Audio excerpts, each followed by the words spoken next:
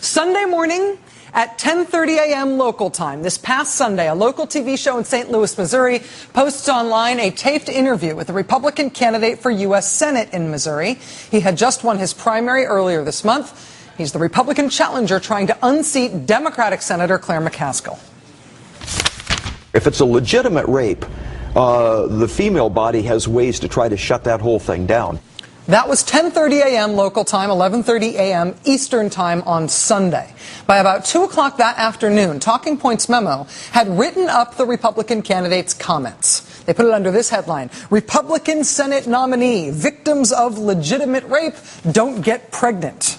And then it was just a matter of time rapidly ticking by. As of Monday at 10:30 a.m., Republican Senator Scott Brown was first out of the gate. He releases a statement saying Mr. Akin should resign the nomination for U.S. Senate. That was 10:30 a.m. By 12:11 p.m., just after noon, it is Wisconsin Republican Senator Ron Johnson. Todd Akin's statements are reprehensible and inexcusable. He should step aside today. By 1:30 p.m., it's the National Republican Senate Committee. Over the next 24 hours, Congressman Akin should carefully consider what is best for him, his family, the Republican Party, and the values that he cares about and has fought for throughout his career in public service. Then, half hour later, Karl Rove's PACs pull their ads from Todd Akin. Then, just moments later, just after 2 p.m., that National Republican Senate Campaign Committee decided to go beyond its statement from a few minutes earlier, and they decided to pull their ads for Todd Akin as well. They pulled $5 million worth of ads. Then, by 2:30 p.m., the top Republican in the Senate, Mitch McConnell, pulled his support for Todd Akin, too. Quote, I believe he should take time with his family to consider whether this statement will prevent him from effectively representing our party in that critical election. That's 2:30 p.m. By 3 o'clock p.m., Reince Priebus, the leader of the Republican Party, says, if it was me, I would step aside. It's an hour later when Republican Charlie Summers, who's also running for Senate in the great state of Maine, he says Todd Akin should resign effective immediately. Less than an hour and a half later, at 5:30 p.m., the head of one of the AstroTurfy Tea Party groups says he should step down and give conservatives a chance at taking back the Senate in November. That was all on Monday. Then it was time to wake up on Tuesday morning. Hello, it's 11 a.m. and Republican Governor Scott Walker of Wisconsin is jumping in too. Yes, Todd Akin should step down. By 11:50 a.m., less than an hour later, Republican Senator Richard Burr of North Carolina, I urge Todd Akin to do the right thing and withdraw from the Missouri Senate race right now. 10 minutes later, at noon, Republican Senator Olympia Snowe of Maine is clear as bell. Quote, Congressman Akin cannot and should not represent the Republican Party in this fall's general election. Just moments later, speaking on a radio show, Republican Senator John McCain says this guy should drop out. 10 minutes later, at 12:15 p.m., Republican Senator Kelly Ayotte, the freshman from New Hampshire, she piles on and says Akin should step aside now. By 1 o'clock, 45 minutes later, there's a new joint statement. A joint statement from one sitting Republican senator from Missouri and 4 former Republican senators in Akin State in Missouri, and they say, quote, the right decision is to step aside. 2 hours later, 3 o'clock, Rush Limbaugh on his old-timey radio hour says Todd Akin must put the nation and its future ahead of everything else that he's considering, and I hope he comes to the right conclusion. At 4:10 p.m., after all that, after initially only disagreeing with and then chastising Todd Akin, after 36 hours of everybody else and their mother in Republican politics saying this guy has to go, finally, 36 hours into it, Mitt Romney, the Republican presidential nominee, finally joins in and calls for Todd Akin to step down, saying, quote, I think Todd Akin should exit the Senate race. After that, at 4:10, at 5:30, we got a statement from Republican Congressman Pete Sessions of Texas. He's the head of the House Republican Campaign Committee. He said, I believe that winning the race would mean that Todd would not be that candidate that would be on the ballot. In other words, get out. Less than an hour later, 6:20 p.m., Orrin Hatch then says Todd Akin should step aside today. That's what you call a unified front, and a fast one, right? But do you notice a pattern there of who you weren't hearing from? Who isn't calling for Todd Akin to get out of the Missouri Senate race? Democrats. And on liberal websites, it's not just an absence of calls for Todd Akin to get out of the race. It's unbridled glee over the prospect of Todd Akin staying in the race. It's the conservatives who are on him to get out. Fox News hosts telling him to get out. Fox News pundits telling him to get out. More Fox News hosts telling him to get out. The guy who's now only on the internet machine, Glenn Beck, it's him telling him to get out. It's right-wing talk radio. It's all on the right that they are saying that Todd Akin should get out of the race. Liberals want him to stay. Liberals, of course, want this guy as the Republican candidate in that Senate race for obvious reasons.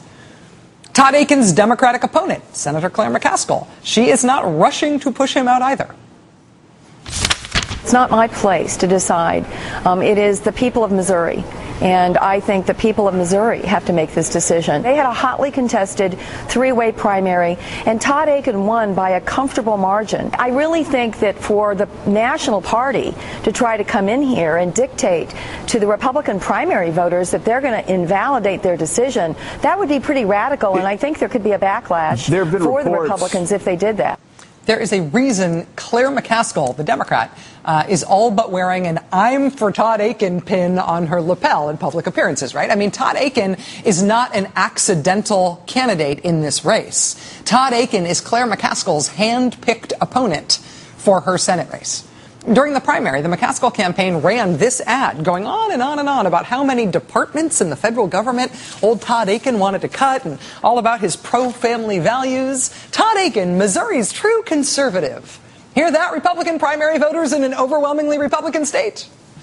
The McCaskill for Senate Democratic campaign waded into the Republican primary to try to get Republican voters to pick Todd Akin, because if you're running against a guy like that, well, forget the Missouri headwinds, Democratic candidate. Congratulations. I mean, against a more sane-seeming Republican opponent, you might not have had a chance in Missouri. But against Todd Akin, you're going to be fine.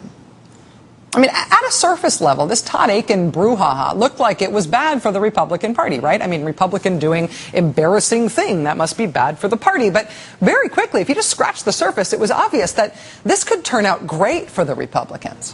I mean, if they could use this as an excuse to force Todd Akin out of that race, then the Republicans could replace with a better candidate this guy who was probably the weakest candidate that they had. Probably the weakest candidate that they had in any theoretically winnable Senate race in the country. And of course, big bonus. In pushing Todd Akin out, the Republicans would get to make a big show out of expunging from the party this one guy. Casting out this one bad apple with this one crazy position on abortion, as if Todd Akin himself is the only abortion extremism problem in today's Republican Party. He's not, of course, but they would love for it to be reported like that. And so you got that well-timed, very fast cascade of coordinated Republican reaction, a unified front against him. Throwing Todd Akin out of the party was supposed to be a win-win for the Republicans. You get rid of one of your weakest candidates in an important Senate race, and you also paint him as the only guy in the party who is an extremist on women's issues, thus making you guys who are left look less extremist because of his absence. And, you know, frankly, it looked like it really was going to be a win-win for them at the beginning of the week. It looked like they were going to be able to pull this off. But then it just all fell apart, all of it. I mean, first of all, Todd Akin is not getting out of the race. Mr. Akin, in fact, apparently held a power summit last night in Florida at the site of the Republican convention with some of the biggest names on the social conservative right. So not only is Todd Akin not getting out of this race, he's now rallying the troops and getting himself more support and inevitably more publicity. Now that Republicans realize he is not getting out, they're essentially writing off their chances of winning that Missouri seat. They are looking for other states that they might maybe be able to pick up instead in their attempt to take control of the Senate.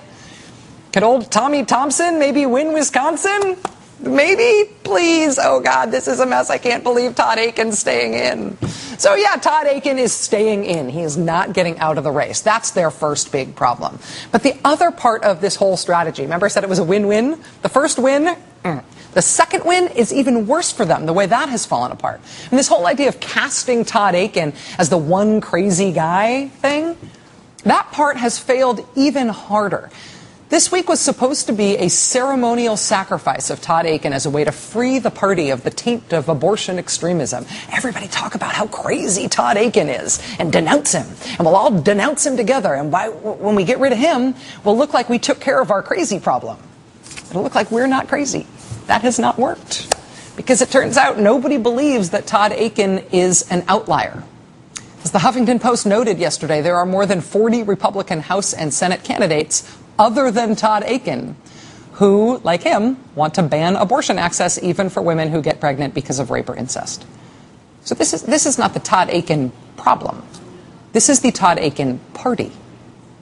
When local news outlets in important swing states like Pennsylvania covered the Todd Akin controversy this week, listen to how they covered it. Ryan, like Romney, distanced himself from Akin's remarks, but in Congress he joined Akin in opposing abortions even when a woman has been raped. Should abortions be available to women who are raped? Well, look, I'm proud of my pro-life record, and I stand by my pro-life record in Congress. In Congress, Paul Ryan joined Todd Akin. This attempt to paint Todd Akin as an isolated problem, as the one bad apple in the party, it has not gone according to plan over these last few days. And that's because, A, the press has done its job, and B, the Republican Party's position on this issue really is the Todd Akin position. I mean, they put it in the Republican Party platform this week. The party's platform on the issue of abortion adopts for the entire party the Todd Akin policy of no exceptions, no empathy for rape and incest victims. Since this is the party that's about to nominate Mitt Romney, and since Mitt Romney's campaign was all over the platform process, does this mean the Romney campaign is running their presidential ticket on Todd Akin's abortion policy? As far as our platform is concerned, I mean, this is the platform of the Republican Party. It's not the platform of Mitt Romney. Oh, the Republican Party platform? That has nothing to do with the Republican Party's presidential nominee. RNC Chairman Reince Priebus, if you didn't exist, somebody would have to make you up. RNC Communications Director Sean Spicer, he's another one. He made another try at that same issue this morning. This was even better. This was his answer on the Republican Party having a platform on abortion that is the same as Todd Akin's platform on abortion. No exceptions for rape and incest. Watch. Our platform is just a simple set of principles. There's no additional language. So to talk about exceptions or whatever is just not found in the platform. Our platform not having rape exceptions in it doesn't mean there aren't any rape exceptions in it. I know we say we're banning abortions and there's no exceptions. It doesn't mean there's no exceptions. You want to try that again? When vice presidential nominee Paul Ryan was grilled on the fact that his policy on abortion is the exact same as Todd Akin's policy on abortion, here was Paul Ryan's answer. Mitt Romney is the top of the ticket, and Mitt Romney will be president, and he will set the policy of the Romney administration. So the Republican Party's response so far to the allegation that the Romney-Ryan ticket embodies the same exact views of Todd Akin, that Todd Akin is not just some lone nut, right? Their response so far has been, don't worry that Paul Ryan shares those views. Paul Ryan has no chance of ever being president. That's why you should elect him vice president. Also, the Republican Party's platform, that has nothing to do with the Republican Party's nominee. And just because the platform has no mention of rape exemptions in it doesn't mean there aren't rape exemptions in it. Romney campaign is also now refusing to comment on reports that the anti-abortion doctor from whom Todd Akin learned his views on rape and pregnancy, that doctor has met personally with Mitt Romney and Paul Ryan in recent months. This doctor was a prominent Mitt Romney surrogate when he ran for president the last time in 2008. Todd Akin has cited this guy by name as the source of his beliefs about rape and pregnancy, and the Romney campaign has been happy to denounce Todd Akin and say these ideas are crazy. But they have not shot down any of these reports about meeting with the guy from whom Todd Akin got the crazy theory. They're just refusing to respond. It is radio silence. They're not denying it. They're not explaining it. They're not saying anything about it. The whole strategy of portraying Todd Akin as an isolated problem, thinking they could run the whole Republican Party against Todd Akin for their own political benefit, that strategy has failed. And the confirmation of that came in rather glorious fashion earlier today. Political specialist Sean Boyd just finished an interview with Romney just literally a couple of minutes ago. Sean's with me now. And Sean, you were one of only 4 local reporters to get to talk to him. And what did you ask him? You know, I had about 5 minutes with him, and we got through a fair amount of material, actually, in that 5 minutes. The one stipulation to the interview was that I not ask him about abortion or Todd Akin. He's the Missouri Republican who created a firestorm after saying women's bodies shut down in a legitimate rape to prevent pregnancy. The one stipulation to the interview was that I not ask him about abortion or Todd Akin. How did this happen? I mean, if this was working the way it was supposed to be working, when the Republicans cooked up this obviously coordinated plan for dealing with Todd Akin, they would be scheduling interviews for Mitt Romney to talk about Todd Akin, right? To talk about how crazy Todd Akin is and how much he disagrees with him, right? That's how you would maybe win that whole allegation over the war on women thing. By expunging somebody from your own party and denouncing extremism and promoting your comparative moderation. That's how you might turn this to appeal to women, right? That's kind of what was supposed to be the good side of this policy for you of throwing Todd Akin off the ballot, right? You get him off that ballot, so maybe you can win that race, but you also get to look like the guy standing up for women's rights by going after Todd Akin. Instead, the one stipulation to the interview was that I not ask him about abortion or Todd Akin. That was quick. You know, I sort of hate campaign books now, but when the campaign book is written about the Mitt Romney campaign in 2012, there is going to be a chapter on whose genius idea it was to try to turn the Todd Akin issue into a Republican asset. This big coordinated campaign the week before the Republican convention, and how its backfire completely screwed up any other effort at Republican messaging in the week between picking their vice president and their nominating convention. Who came up with this idea to try to message this Todd Akin story this way? Who came up with this idea? My money is on Eric Fernstrom. Mr. Fernstrom, I'd be happy to talk about it with you if you'd like to call anytime.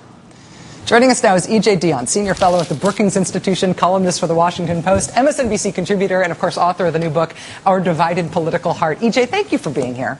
Good to be with you. The reason that I did the sort of tick-tock at the top there of all of the different Republican responses to Todd Akin, all using almost exactly the same language, all falling in this very tightly orchestrated cascade of statements, was to show that this seemed like a pretty clearly coordinated thing for the Republican Party. Do you think it's possible that they thought that they could turn the Akin lemons into lemonade, as it were? I think that's what they were trying to do. By the way, I loved watching Senator Claire McCaskill defend Todd Akin's rights against the Republican establishment in Washington. That was a delicious soundbite. And I think that some of the problems they faced were revealed in that TikTok. For example, you noted that it took Mitt Romney 36 hours to come to this. And I think that's going to be an issue that's going to play longer, because it's the question of, does Romney have to clear all his positions with the Republican right? If he had jumped way out in front of this, perhaps it would have had an effect. But he was waiting, it appeared, to take the temperature of the Republican right. So that's a problem for them.